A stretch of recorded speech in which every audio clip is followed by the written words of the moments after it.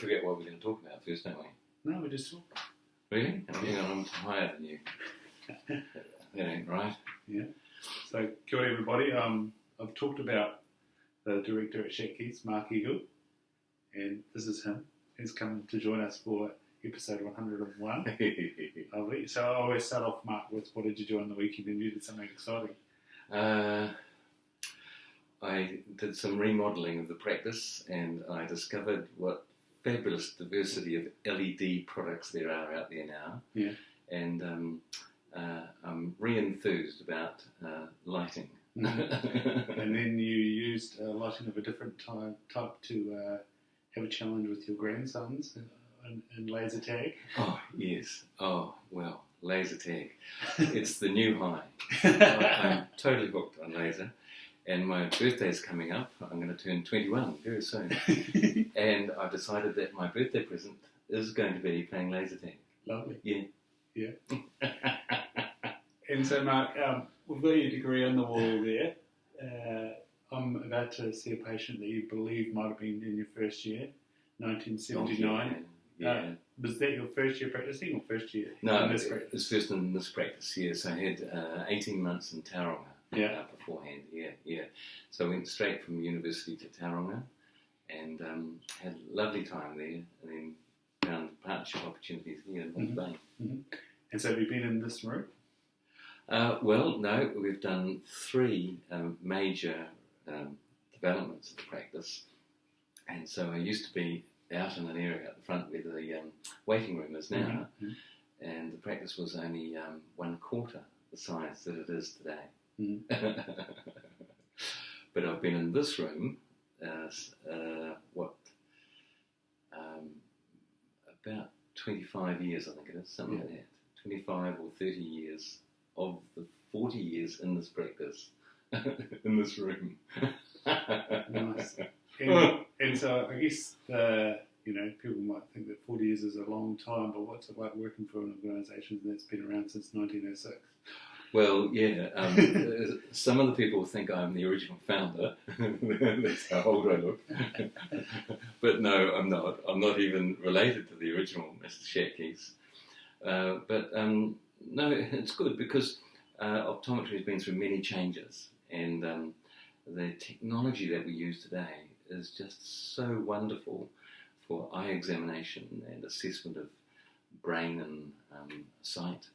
It's still a really exciting job. I still really like it. So I come to optometry with a lens of anatomy and physiology from an undergraduate in science at Otago. You come to optometry with the lens of psychology. Yeah. Because of the school at which optometry was housed. That's right. Originally. How does that lens of psychology influence the way you practice, and how's it developed? I think it's had a big effect on me because I think I kind of lean that way anyway. I'm really more into the deeper understanding of lots of things. So I'm really into, I love the fascinating world of quantum physics. It tantalizes me. And so to think that there is more to what optometry has to offer than just a pair of glasses or an eye health check. To me, there's much more that we could be doing for people. And when you realise how the school of hard knocks really does knock people around, and people are injured either emotionally or physically, then the scope for optometry to help that person cope better with the stresses of life through the use of tinted lenses or yoked prisms that I use. And you realise there's more to spectacle prescribing, there's more to spectacle making, there's more to eye examination than the conventional simplistic definition of what an optometrist is. And so we still get it, the word optician. Oh, yeah. For those in New Zealand and Australia, we're optometrists, and USA is just, what are they? Optometrists. Doctors of optometry. Yes. So how would you define optometrist or optician? Oh, well, the simplest definition is that in New Zealand, the name optician has no legal standing. It has no status. It doesn't exist legally. It is used in conjunction with the word dispensing. As a dispensing optician, that's a legal thing, for sure. But optician, as a standalone title, is defunct and has been defunct since about 1939. So optometrists, the defining characteristic of optometry is that optometrists are trained in the use of prescription drugs and prescription spectacles. And it's that act of prescribing that differentiates us from a dispensing optician.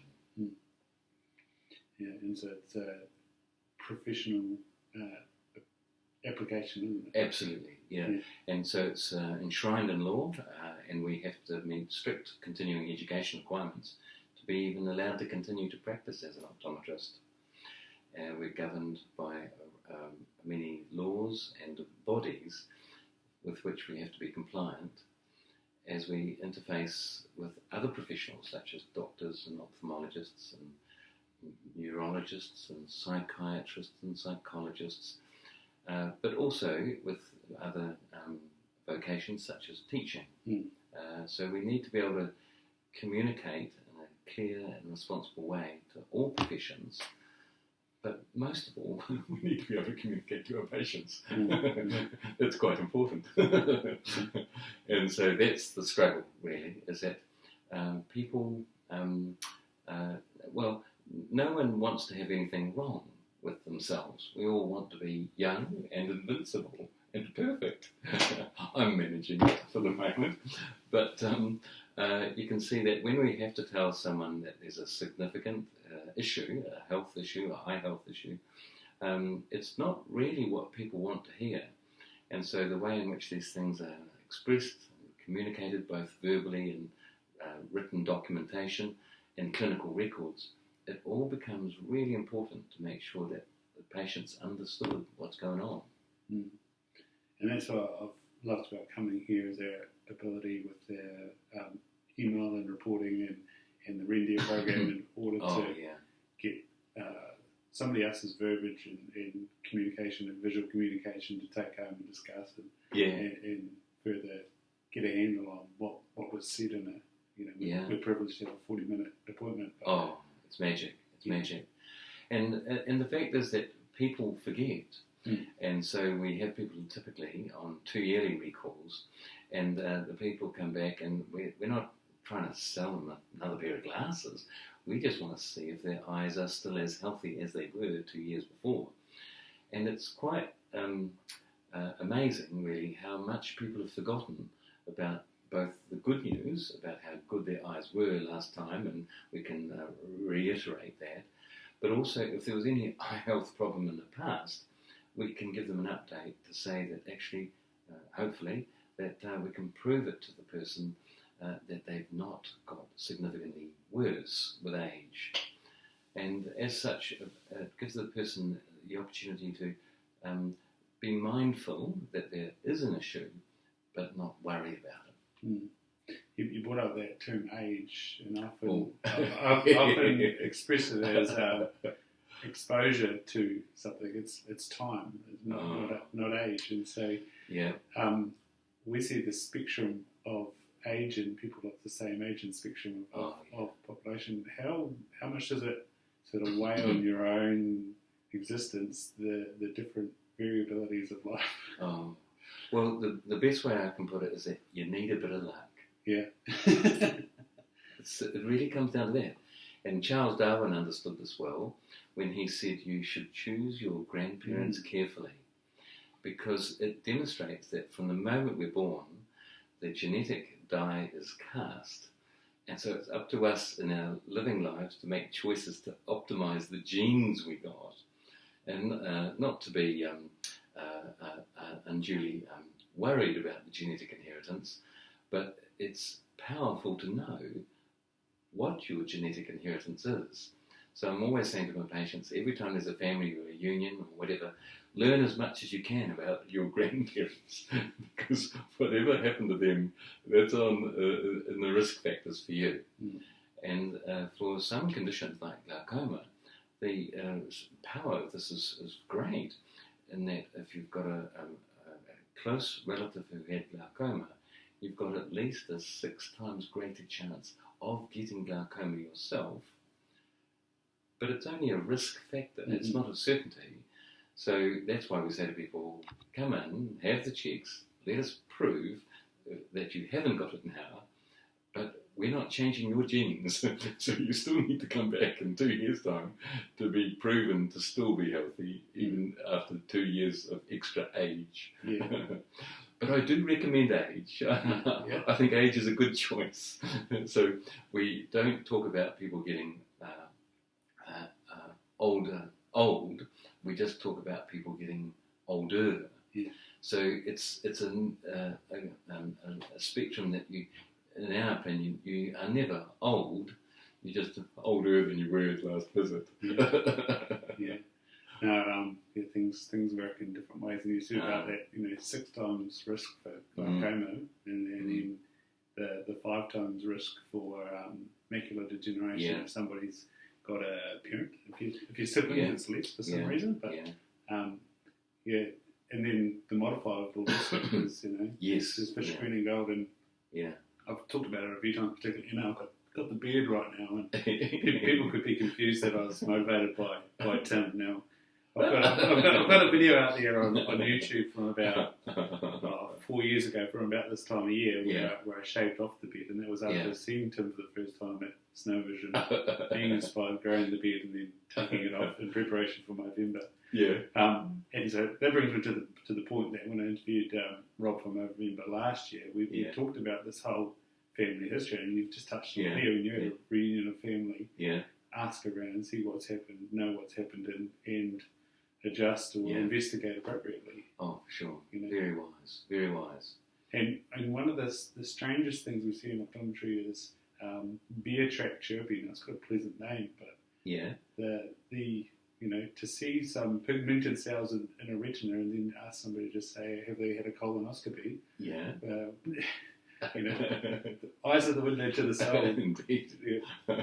Well, how do you feel of 40 years of looking into the soul of people?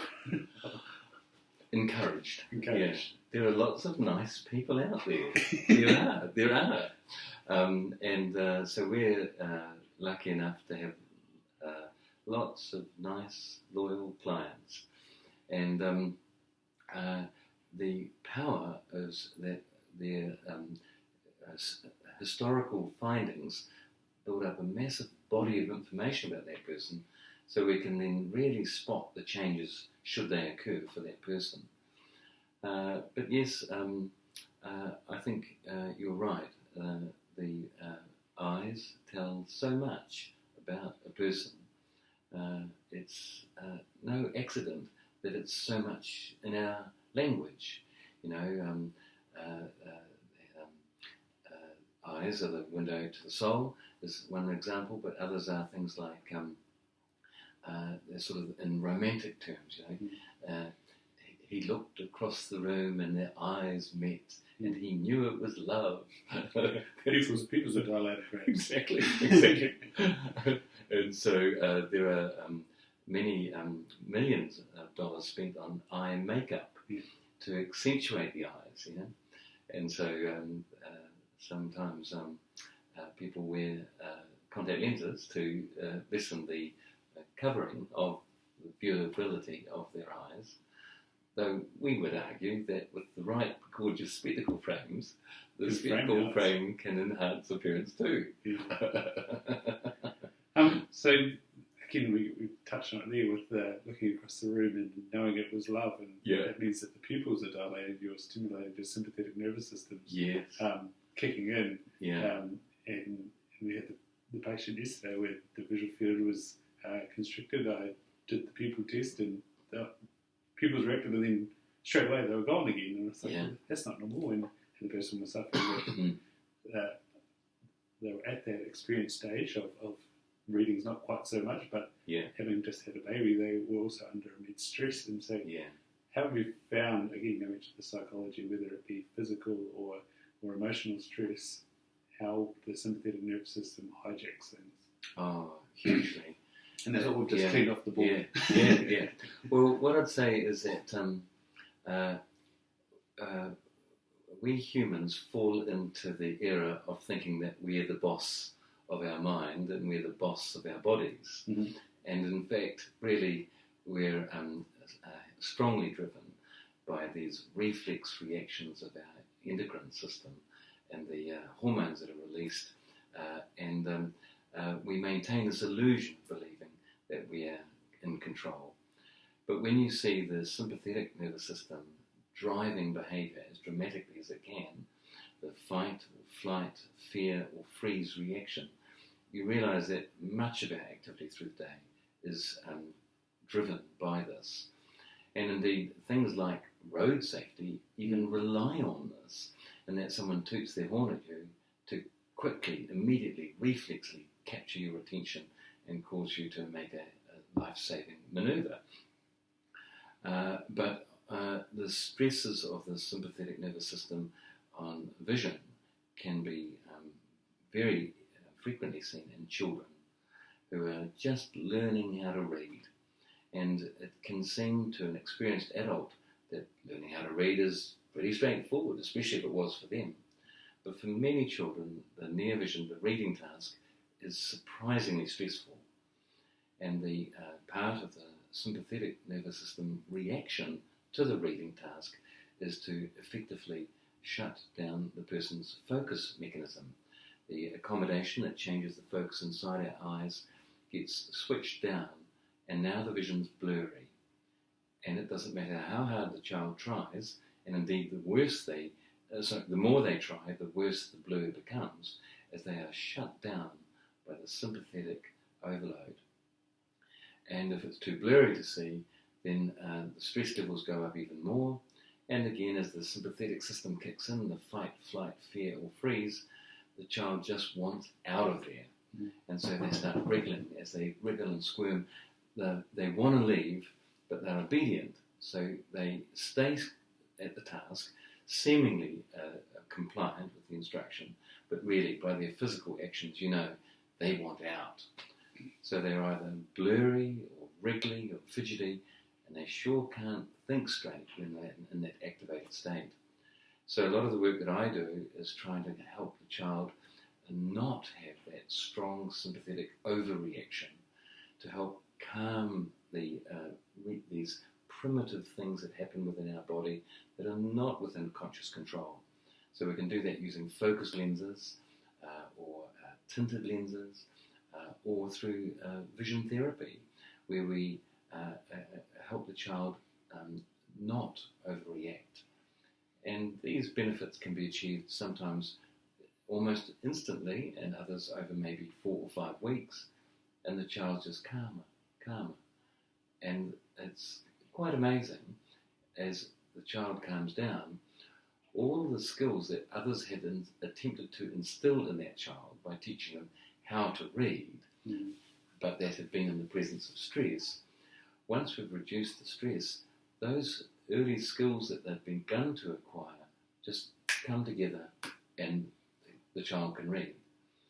So after we see this time and time again, it just becomes so sad, really, that so many children are under unnecessary stress because it's not been understood by teachers or friends or family.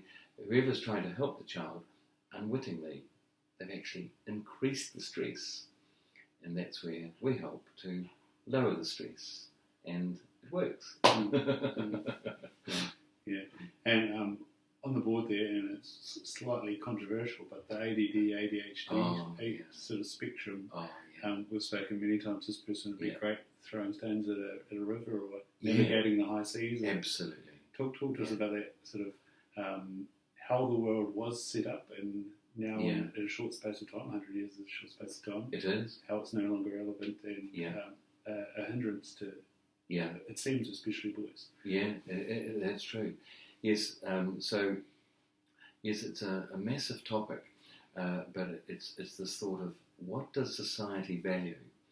And it used to value having children to learn the family business.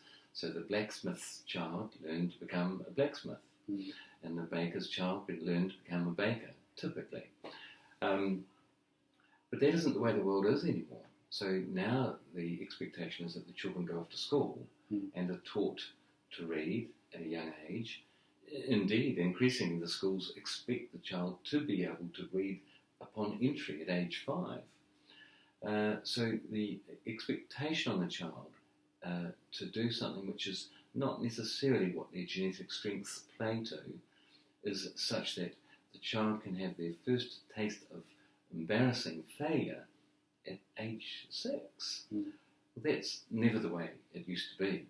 And so in this interest for the emphasis on the power of reading as a way of learning, cruelly it increases the stress and discriminates against children who happen to be intelligent but just not quite ready to read at the young age that the education systems expect. This is a big problem worldwide, and even the world's topmost experts in education are no longer as sure as to what a child should be taught anymore. It's interesting to note that the emphasis on reading, writing and spelling really goes back to the days of the British Empire, before there was any formal communication other than by printed letter. And so they needed to have people who could read, write and spell in a consistent fashion throughout the British Empire, so that correspondences could be conducted from the colonies. Well, as we became more digital with the invention of the telephone and then with the radio, gosh, then other main ways of communicating came into place. But now with emails, for example, and the spell checkers and grammar checkers that are available, there's much less necessity for us to dwell so much on a young person becoming truly excellent at the reproduction of the non-phonetic English language for the purposes of correspondence to the other side of the world. It's as easy now to Skype, or there's even these things called podcasts. I mean, what are they about? Never heard of that. It'll never catch on. No, it'll never catch on. So you can see that there's this odd situation where the technology has changed the goalposts. And what should a child now be taught is awkward, because it's tempting to think we should always go back to reading, writing, arithmetic. But really, is that what a future employer is going to be wanting from their staff? Well, I think that the general truism is that we've always wanted people to be able to think well, to use good logic, to be able to be flexible and change their opinions and based on new knowledge. So I would think that that's a good fit with the behavioural optometry as I practice it, in the context of helping a child be coping well with stress and to remain fast and flexible and efficient as a creature, but as a communicator. And so in terms of developing a new thought, often it then harks back to, well, if you can read, you can learn anything. So, but then, like you say, now there's audiobooks, now there's podcasts, there's some videos, if you want to learn something now, you can jump on YouTube and basically, that's why universities are struggling, because you can basically jump on YouTube, download a podcast, an audiobook, and you're away laughing. It begs the question, doesn't it? That's right. And so, there's that truism we grew up with, that knowledge is power. And so that's no longer true. And knowing how to use knowledge is now powerful. But it used to be simply knowing the knowledge was enough. But no, with a well-informed client base, as you and I have every day, people have pre-researched their clinical conditions before they come in to see us, and they're ready to have a well-informed debate about the management of their clinical condition. well, that's a good thing, I think, in that we want people to be engaged in their own health and understand the choices that are available to them. So I think that the internet has completely changed the game, and it comes back to this idea of being able to think well, and that can be taught in many ways. So do you think disruption's been a constant, or it's ramped up?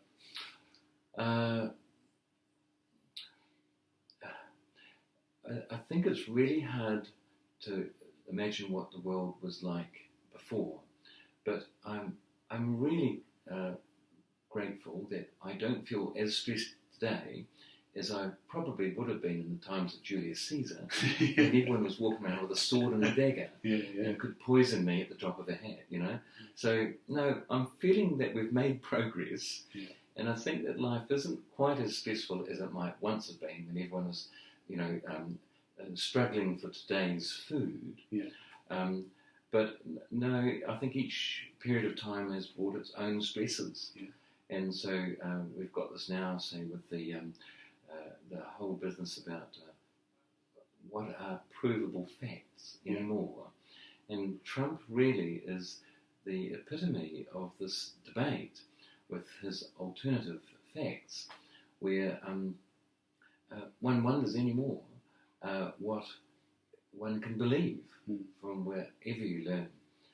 And so I was quoting to a lady just the other day, and we were discussing her case, and it can be very difficult to reconcile such different conflicts of opinion as she had obtained from a multitude of different sources. And I was mindful of the motto of the Royal Society of Scientists in England, and I'm pretty sure that their motto is accept nothing. Just start from scratch in every situation and try and find the truth of the matter on every issue. Well, gosh, this is a heavy burden for us all to face, but exactly as you say, there's a ton of information directly available to everyone now. There's really not much excuse for us all to be remarkably well informed on every issue that may impact us. So long as one's got time to go throwing stones in rivers or shooting things. So I guess that is possibly another stress in some instances. That there's the ability to learn so much. There can be an anxiety that you don't know enough, and especially in still a grades-based system, still an achievements-based system that goes right the way down to primary school. It does. When, you know, it's one of these like rules and social truths that, you know, you've got to get through the grades, but to the individual it might not necessarily matter, and that's why the stress is there. But from the status of the parents and the status of the school and the potential future of someone, there's a lot of burden then comes back to that individual. How do you dismantle the noise to start back at the individual? Oh yeah, this is really tough. And this is the heavy burden of parenthood. Do you know any new parents? Oh, hang on a minute. It's you. And you've got three children. Yeah. But they're still kids to me. But it's very much necessary, though, to compartmentalise one's life, because you can't deal with it all at the same time. And you know, people accredit Confucius with that saying that even the longest journey begins with the first step. And so as you go through life trying to figure out parenthood, I suggest you take it one day at a time, and we can solve planetary issues along the way between 6 p.m. and 7 p.m. But at work, you and I are too focused on helping other people with their visual, perceptual eye health needs, But yeah, it's a great mystery, the opportunity to be alive. And so hopefully we're all making the most of it. So as optometrists, we're lucky/forced to, again, going back to those bodies that control what we do, that we need to continually learn, which I quite love about it. That's one of the great things about health professionals. You never know anything. And so, like you said already, you never actually know. So you've got to keep learning and being exposed. And so I went to a CPD the other week with one of the local ophthalmologists, and something fascinating about, for the first time in 23 years, they've come up with a new implantable lens, which is, was both eye-opening and amazing. But on the way, we went together, so it was great. You spoke about going back to the butcher, the baker, and all that sort of things. You're a butcher's son, and your older brother was a businessman, but your father was also a builder prior to that. How was the apprentice mindset sort of diverted to then become a professional? Well, when I was at high school, it was kind of the assumption that one would go on to university, and so it was just expected. It was just what people did, and so it worked out really well for me. I happened to be trained in something that I love. But there were some crossovers. My father, as a builder, would work in terms of three-dimensional puzzles, and he'd have to figure out how much concrete he'd need to do some foundations and do calculations on that, and manage a project and keep the consumer happy. So there are still many parallels, I think, between what other people do and my father's various trades. But my father was also an entertainer and a comedian. And from time to time, I might even use some of those skills too.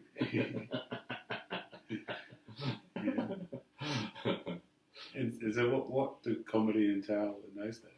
In New Zealand, small town in Myopia. Well, my father was in the frivolity minstrels, otherwise known as the black and white minstrels, which are not considered to be so politically correct anymore, where the actors all wore full blackface. Oh dear, but my father was, his role more typically was that of Mr. Interlocutor, who was the guy who would come in front of the curtain between acts and entertain the audience in a two-man stand-up comedy routine, while behind the curtain all the sets were being changed and the other actors were changing costumes. And so what did he speak to in that time period? Well, he was a very good comedian and a very quick-witted chap, so he would just have this massive repertoire of jokes ready to employ from moment to moment.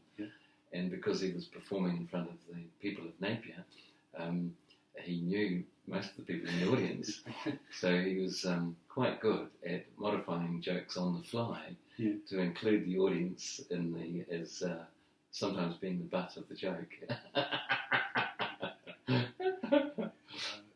And you said that as a practice one time up at Tomato Peak, you guys instigated a Faulty Tales evening. Oh man, that was fabulous. Yeah. And it started a career, or was it a reunion of somebody that? No. We didn't perform. the people that performed. Yes. It started a trend of that. You brought them back together. That's right. Yeah. So the New Zealand comedy act that was conducted many years ago at Tomato Peak Restaurant was a New Zealand live performance of Manuel and Basil and the wife at Faulty Towers, and the nights were outrageous. and the restaurant was sold out for months and months ahead. And then it went worldwide. It went to London and was performed in London for a long, long time. And then I think it went to America as well. Oh, Yeah, it was really successful. But then the actors were no longer doing it. And so as a fundraising opportunity for Tomato Peak Park Visitors Information Centre, we reunited some of the actors for that. And it was a wonderful night. Manuel and Basil, so outrageously unpredictable in live entertainment. People went along excitedly, but with some trepidation that they might become the butt of the joke. Yeah. But it was a great night. Yeah. We raised a lot of dough for the park, and it's good to see that is going through good improvements at Tomato Peak. And I see that they've purchased another section of the park. Yeah. We, at a personal level, contributed to that, but the practice didn't do any formal fundraising for that. But yeah, it's a fabulous facility.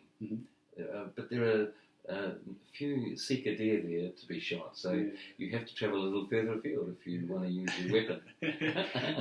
Go across the other side of the valley. And so, as a valley, as a catchment, like I said, you went to university in Tauranga for a little while. What's kept you here, brought you back, and raised a family and continued in business? Both my wife Julie's family were in Hawke's Bay and mine. So the draw was there for us to return to our hometowns. And so, I found employment here in Hastings, and that's the way it unfolded. So you had a patient yesterday that I know from the Diagnostic Association, and you said about venturers. Oh, yeah. Yeah. You were a scout yourself? Or? Yep, I was a cub, a scout, and a sea scout. I went to Jamboree, and then had a long period without being involved in scouting. And then upon my return to Hawke's Bay, my father-in-law, Terry Hamilton Jenkins, recruited me as a venturer advisor to one of the local venturer units. And it was at that unit that I met for the first time Neil McLean. Yeah. So something I've touched on a few times, and when it comes to myopia, and I'm wearing my glasses, the urbanisation of society, and that might again contribute to stress, and that might be why there is myopia. And, it's a can of worms, and who really knows? But there's some common links. How do you feel that release of tension, such as doing something focused, like tying a knot, rigging a campsite, exploring, being in touch with nature? What do you think that's missing from society, or people missing out? Maybe, I don't know. Yeah, well, all of those activities are real space, real world, hands-on, practical, that require a person to be visualising what they want to do, to make a little table or something, some manuka or whatever. So it's good, inventive, positive, directed work, which is therapeutic in itself. So I reckon we've lost touch with that real world connectedness. And it's not the children's fault. The computer apps and cell phone apps and so forth, they're designed to be addictive, and they are addictive. They totally switch on the sympathetic nervous system and release all this adrenaline through the body as you're playing in some little 4 square inch screen, a battle to the death against aliens invading our planet. I mean, gosh, this is a serious threat to humankind. And so these kids are wound up saving the planet. But it's not real, and it's flat. And what does the kid do at the end of it all? They just got all this energy, and they're not finding a natural burn-off of that. So, I would wish that more children were outdoors more of the time in the school of hard knocks, but not getting concussed. Before we get on to concussion, I was just thinking about my time as a cub and a scout. And it was on the evolution of technology and people playing PlayStations and things like that, and that pent up energy shit, there were some people at Yeah. those Yeah. meetings. What were they called? Each week, you mean? Yeah. Yes. It looked like Yeah. a pack or something. Yeah, pack meeting, and what you have a cub pack, yes, and a scout troop meeting, troop meeting, yeah. I think the leaders wisely let everyone run around for 20 minutes before we went in to do something. Yeah. I think it's essential. So, for example, as that relates to education, I just wish that more teachers would give the child a pass-out card, so the child just would waggle the pass-out card, and the teacher would know that that kid had to go out and burn off some energy in that moment. Yeah. And the child is entitled to that card on the condition that they do it discreetly, and when they go out and burn off the steam, that they're not disrupting any other child's learning. Yeah. And should they breach that, then they lose the right to the pass-out card. But the ability, particularly for boys, to burn off that adrenaline, it's the key to good education. Yeah, and when we stay on that, pushing the boundary a little bit more, and something that through Tim homeschooling his children has entered into your thinking as a possibility. Often it's not taken up, but actually removing someone from school for a period of time and being homeschooled. Why do you think that is a powerful tool that, as we said about the pressures of society, might not necessarily be taken up, but is actually a tool that's a possibility? Oh, yes, that's right. Each decision that one makes has a consequence. So the decision to put the child into school has some consequences on their education, and one would hope that they would all be positive consequences. But there are issues in the classroom that are hard for the teachers to control, and a good example of that would be noise. And so if the classroom is too noisy for a child... Especially if it's 85 children and 3 teachers. Exactly. and if it's stimulating this alarm in the child, the natural reflex by which your car has a horn to keep you safe, to activate you, but if your child is being too stimulated by the noise in the class, then they can't settle. And so you can see the counterpoint to that would be for them, if they were at home in a quiet environment, the child might do better. But the consequence of bringing them home imposes then upon the parent the need to compensate, to make sure that they get the social interactions that they need through other mechanisms. So by joining, say, swimming clubs, or doing dancing lessons, or art classes, or join a scout troop, so that the child is still getting the rich diversity of stimulation. But it's a big decision to homeschool and to have the balance right. But a parent has got a good chance of getting that right, because they're typically one parent and maybe there are 3 children or something like that. So the sensitivity to the modifications for the learning environment can be well included in your own home, easier than a teacher with, say, 30 kids or 3 teachers with 80 between them. Yeah, so you said concussion and spoke about it a bit because I've had one. Well, I've had more than one, but bad one. Yeah. So where does that hijack the visual system? And we've now got a checklist, and all of 3 or 4 of the symptoms are visual. Yes. Yeah. Oh, yes. It depends how one quotes statistics, and there are many things for which there's not exact numbers for, but a general sort of guideline is that people bandy around the expression that 80% of learning is visual. And I would agree that it's right up there, as high as that. And then you can then consider what proportion of brain activity is visually related in a classroom environment. And I would say you're again right up there at about 80% of brain stimulation, brain activity has to be switched on for a child. Also office work environment, especially now, is mostly here. Oh, yeah. So as the eyes pick up the data to be utilised, then the back quarter of the brain lights up. But then that has to be recognised with the language centres for, say, the printed word. So now the left temporal lobe is activated. But then you have to integrate that with your knowledge systems, your cognitive understanding, it's the front half of the brain now switched on. And then if you're wanting to actually recall a word and write it down on a page, then the motor centres of the brain have to get involved to dictate how the hand should move to reproduce a word. So in the learning environment, it could be argued that the brain should be 100% switched on to really get the best of the learning environment. And that's without even considering the fact that it's got to be seen, so it's got to go back and forth from the brainstem. Yes, absolutely. And then if you then have a damage to your sophisticated neural network from a concussion, then that's got to interfere with the beautiful development of your nervous system that got you to that point.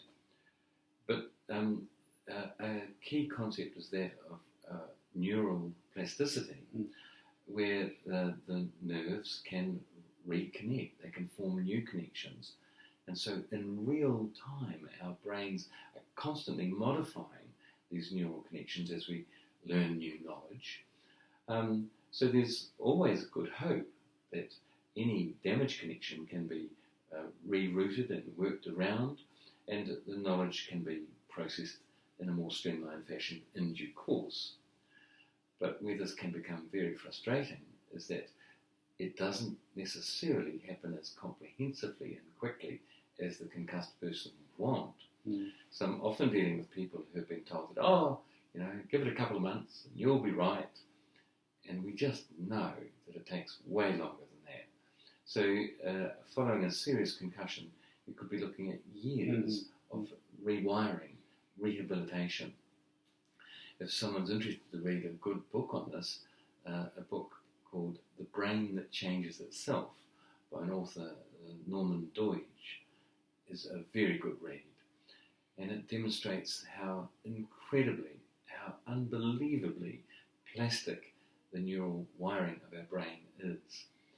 And the current science, well proven, demonstrates that each morning when you open up your eyes and put your feet on the floor, the day's rewiring has begun. You are rewiring from the moment you get going to reinforce, to reaffirm, to reinterpret everything that you'd learned yesterday and had begun to integrate overnight while you're asleep.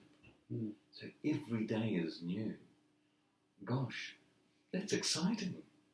So how can we facilitate people to rewire themselves more quickly? And wire together and fire together. Yeah, that's right. Reinforce. Yeah. And so then that's what we do with vision therapy, and that's what we do with the prisms and the tints that we prescribe. We facilitate the brain's ability to more quickly rewire itself. And once rewired, the connections are not likely to disconnect again, because if the brain finds value in the fix-up, it won't let the person backslide. So I had a patient 2 weeks ago that I consulted you on, and we said about some prisms to help, but the glasses were crutches. And so ironically, you said we could prescribe these and do the opposite, try not to wear them. Exactly. But less is more. Yeah. So that's right. We don't want to build dependence, but we do want to give the person a taste of comfort. And once they regain the comfort, then that will motivate them to try and find a way to reroute their neural circuits to achieve it for themselves. But in the pressures of modern day living, people need an escape route. And so the spectacles can give them the escape route to earn their income, but not be worn all day. Yeah, or sit there, level 2 exams. Yeah. But ironically, with this patient, they were colourblind, and so they were trying out the enchroma lenses, which shift their colour spectrum to narrow the bands down so that they could maybe see a little bit more difference in colour tones, even though they've only got the 2 photoreceptors.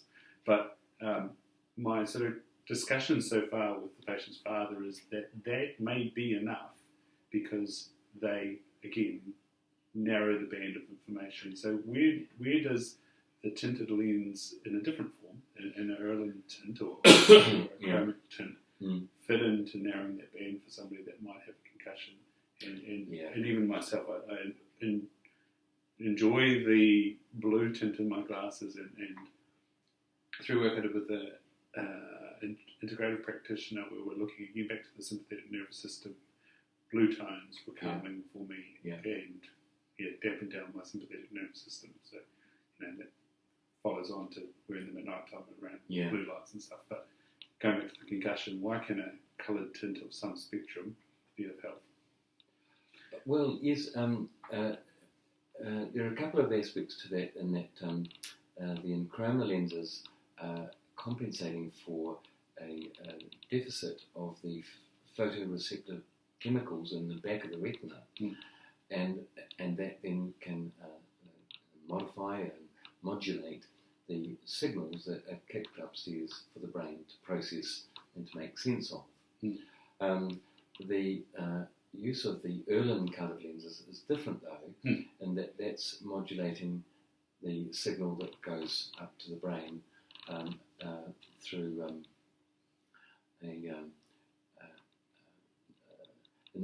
easing the signal message. I haven't put that well. Anyway, but the net effect of both of these strategies can be positive to the patient, and so either strategy can be helpful. But the goal of both strategies is to improve efficiency of the human being and to lower stress. So in my experience, I've found that there are more people for whom I find them to be a candidate for the lowering of stress through the use of the Irlen coloured lenses than I have found people who had a colour vision deficiency, which needed a compensatory tint. But both strategies have the power to help people significantly. The greater problem, I think, is that the general public often struggle to accept the potential value of such tints, and people think, understandably, that it sounds a bit odd. But I myself find that reaction in itself to be an odd reaction, because most people wear sunglasses when they go outdoors in bright sunlight and think nothing of the value to themselves of the comfort that their tinted sunglasses gives them. And yet that same person can struggle to see that an appropriate tint, and sometimes a remarkably light tint, can help a child indoors attempting to read black squiggles of ink on a white, bright sheet of paper under fluorescent lights. So you can see that, to me, there's a straightforward logic to modulating stimulus to result in a different response, be it the wearing of a pair of sunglasses at the beach, or an Irlen tint to help a person's reading, or lessen their migraines, as opposed to the enchroma, which is helping rectify colour detection. So I find it so logical that I am stumped quite often at the resistance that I meet. Just to elevate the sunglass thing, people that love the brown or even yellow sunglasses, or rose-coloured glasses. Yeah, exactly. So it's going to language, is it? It's become part of our language, but it only became part of the language because so many rose-tinted lenses were prescribed. And so the rose-tinted lenses have been around for about 100 years. And if you cast your mind back, you'll see that about 100 years ago it was a pretty stressful time. So you were asking me before as to how I felt, how stressed modern society is. Well, gosh, if you were a 20-year-old man in 1914, your world was about to become very stressed. And your friends and your family, the ones who loved and cared for you, they shared in the stress. And so the world in the time of the First World War was a very stressful period. And that was quickly followed by the Spanish flu, and then followed by the Depression, which was then followed by the Second World War. So lots of rose-coloured glasses were prescribed by optometrists to lower stress. And cruelly, the use of such tinted lenses fell away dramatically with the invention of the photochromic lenses that change colour in the sun. And everyone was besotted with this wonderful new technology, which is definitely clever, but cruelly only able to deliver, at the time, changing colours of grey. And so the whole concept of using a multitude of coloured lenses, primarily rose, but a multitude of colours was used, suddenly it just became old-fashioned, and everyone was wanting the changing tint grey. Well, for many people, grey actually has a depressing effect. So it seems cruel that we've used so much grey, which, though it's a neutral colour, it is also, as the language will tell us, it's a grey old day, I'm feeling a bit glum, sort of thing. It seems a pity that really the familiarity with the value of the rose-coloured lenses has been reduced to being sort of an old joke kind of thing, But no, we find that people are changed in their mood, changed in their ability, and certainly alleviated from their significant symptoms like migraines and so forth, just through the tint of tints, which sometimes are rose.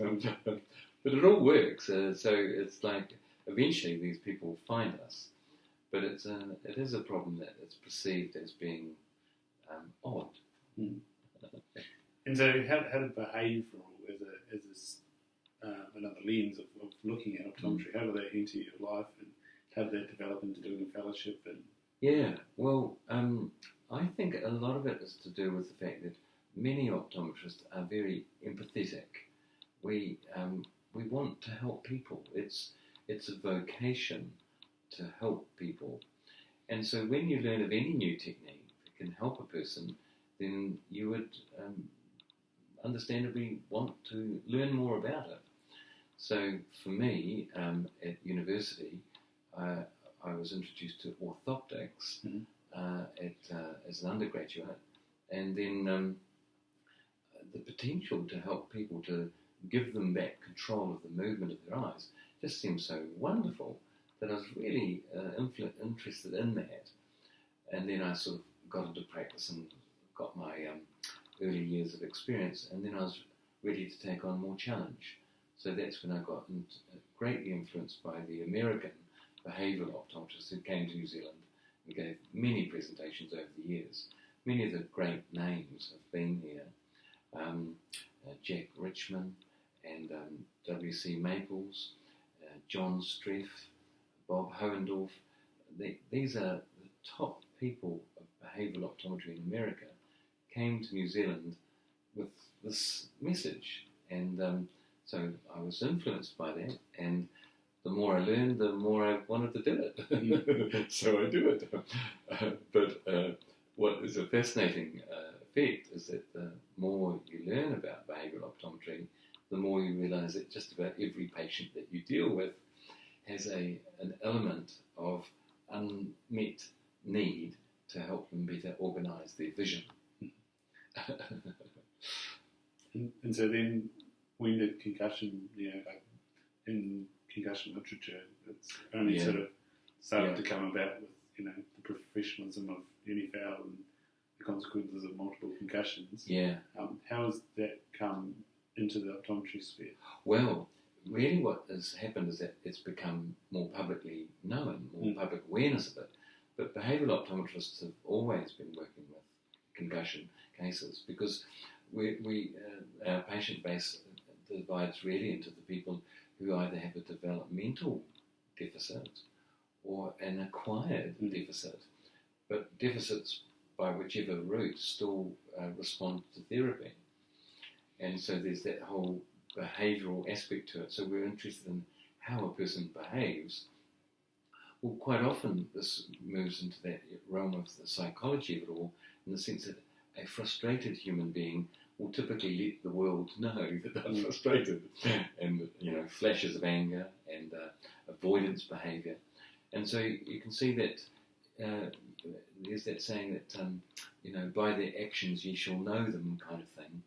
And so when we see these patients behaving in this way, it's so obvious that they are manifesting behavioural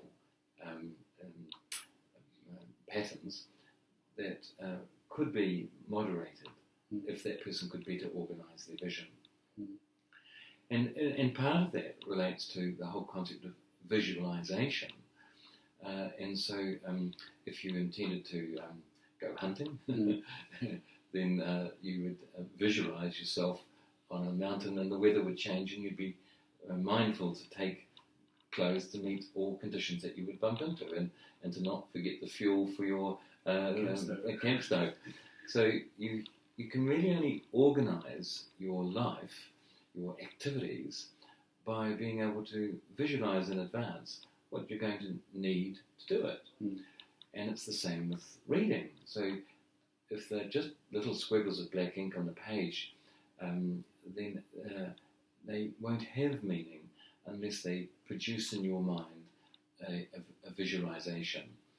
And that's what authors rely on, that you can follow the squiggles of black ink, construct the meaning from that, and be excited by the story they are telling.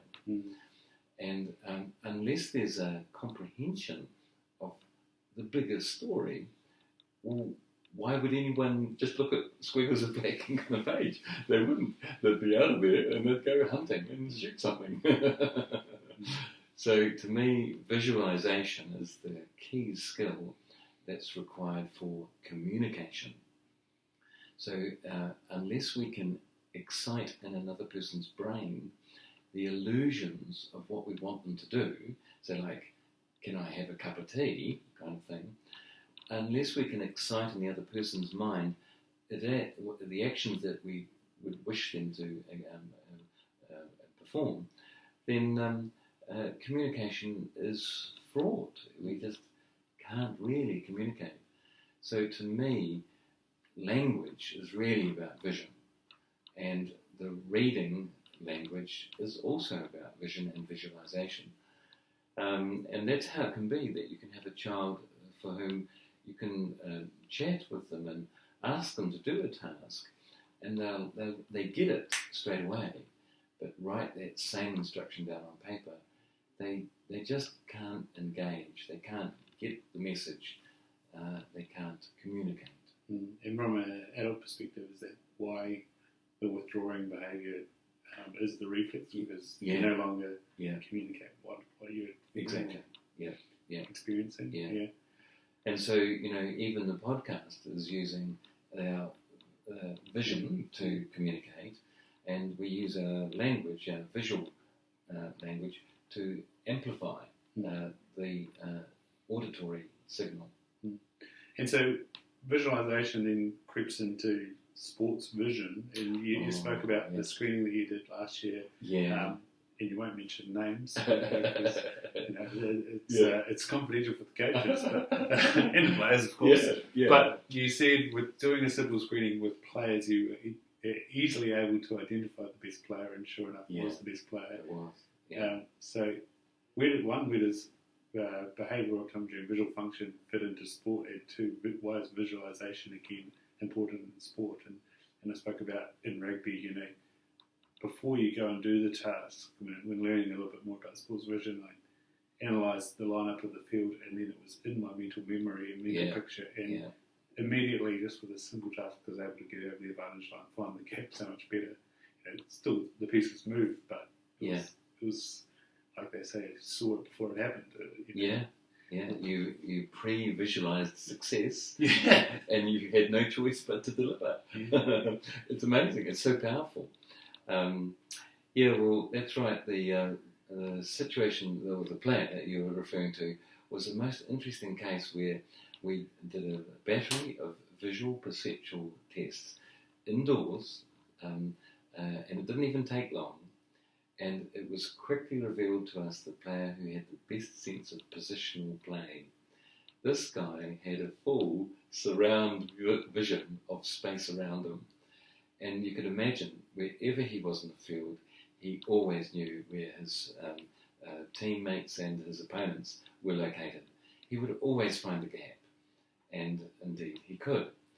Well, the reason that it was great to find this guy and affirm this guy, but to offer hope to the other players, was that fundamentally, as I've mentioned earlier, I believe in neural plasticity. I'm an optimist, and so I believe that the other players who weren't so good at their surround vision and their sense of positional play, they could all be taught to be better at it. It's a teachable skill. And so there's the chance that the rest of the team's performance could be lifted, and as a group, they would be more formidable. So we made that offer to help the other members of the team to lift their sense of positional play. It didn't progress, but that's okay. At least they were given the offer, and it's a good experience. And if anybody wants to have that point reinforced, I don't know if you've seen eye tracking on Cristiano Ronaldo, but of course his opponent is the person from the crew. You know, I feel sorry for that person to have to try and get the ball off Cristiano Ronaldo or try and get around him. But the dynamic vision that he's got and the points at which he looks at and the accuracy of his eye movement compared to the layman who just eyes overshoot and undershoot and don't get to where they want. And again, going back to what happens in concussion, that visual delay of the message and then the communication delay of the message is just, you can see how life becomes hard. Oh, it does. And a person needs to only lose 2 or 3 percentage points on their functionality, and they will know. And this is then very frustrating because the person has been robbed of a functionality, and they know at an intellectual level that they're not able to deliver in their sports skills or whatever to what they were before. So it's very hard, and that's why there's such opportunity to help people recover that more quickly. Yes, and you touched on the concept of the timing of everything. Yes, I was going to so the timing is critical, and so it's a little truism, isn't it? People say, life's all about timing, and it is. And it's not just a little cliche. The timing of our brain's ability to organise our movement and to organise our thought processes is critical to achieving full excellence. And so a lot of the work that I do is tightly focused on improving timing. Yeah, and I've shared the Interactive Metronome. And interestingly, you were saying like expectations and what you think of your life, and you know when it's off. How the Interactive Metronome works is it has a sound metronome, and then you've got time, either clapping or tapping onto a sensor. And the moment that it gave me feedback, I was distracted. Yes. And again, back to the timing. What are you seeing from using that tool as someone who has trouble reading or someone who has trouble concentrating? What are you seeing in that tool, and how the practice is? Oh, we're nearly out of time. How the practice of doing the metronome is enhancing things. Yes, it works, and what it demonstrates is that brains are trainable. We can train someone to be on time, to be exactly on the beat. And the beauty of the interactive metronome is that we're talking about millisecond timing intervals with graphed reporting on how the person's doing, and the person can truly see their gains and know that they are getting better. If they're able to get the timing of their brain right, then the timing of their impulses zapping around their brain, and then controlling motor movements are all improved. They are better organised in themselves. And there's a ton of information on it on the Interactive Metronome website. I encourage people to go and have a look. It's amazing, because timing is such a fundamental element to movement. what's the formula for velocity? Velocity equals movement over movement. No, velocity equals meters per second. Yeah. Movement over time. Yeah, it's about time. Right, so someone's trying to get hold of you now. They are. Yeah. I'm going to have links to Shatkey, VisionLink, and Shatkey's Instagram and Facebook page in the notes. Typically, we get people to leave us with a thought or something that hasn't done them wrong, the way that they live their life, that sort of thing. But what would you leave people with? Oh, be happy. Be happy. It's an ambitious goal. It's an ambitious goal. But if you're not happy, let us know. Yeah. Right, we'll press pause. It's fantastic.